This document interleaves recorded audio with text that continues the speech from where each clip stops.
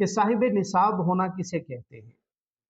صاحب نصاب کون شخص ہوگا؟ تو یاد رکھیے کہ صاحب نصاب دو طرح کا ہے، ایک زکوٰۃ کے لحاظ سے صاحب نصاب ہونا اور ایک قربانی یا فطرانے کے حوالے سے صاحب نصاب ہونا۔ زکوٰۃ میں اور قربانی میں یا فطرانے میں ان کے صاحب نصاب ہونے میں تھوڑا سا فرق ہے۔ زکوٰۃ کے لیے کیا ہے کہ کسی شخص کے پاس 52.5 تولہ چاندی یا اس کی مقدار کے برابر رقم موجود ہو اور اس رقم پر 1 سال گزر جائے، یعنی وہ 1 سال تک اماؤنٹ باؤنڈ ہو کے پڑی رہے، اس کے پاس ساکت پڑی رہے، جامد پڑی رہے، اور وہ اس نے 1 سال تک اس نے اس رقم کو استعمال نہ کیا ہو، تو ایسے شخص پر زکوٰۃ واجب ہو جاتی ہے۔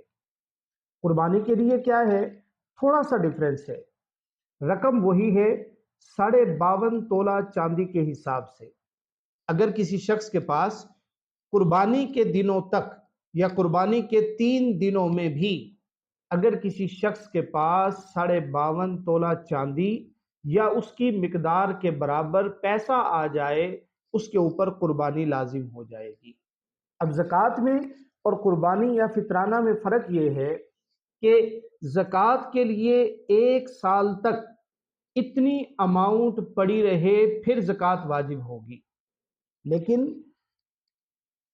قربانی کے لیے یہاں یہ 1 سال کی قید ختم ہو جاتی ہے، اور قربانی کے دنوں میں بھی اگر کسی شخص کے پاس اتنی اماؤنٹ آ جائے تو اس کے اوپر قربانی لازم ہو جائے گی۔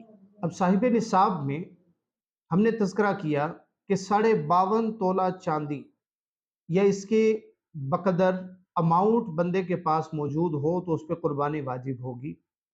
تو سوال یہ پیدا ہوتا ہے کہ اس وقت پاکستانی روپیز میں اس کی حقیقی مالیت کیا ہوگی؟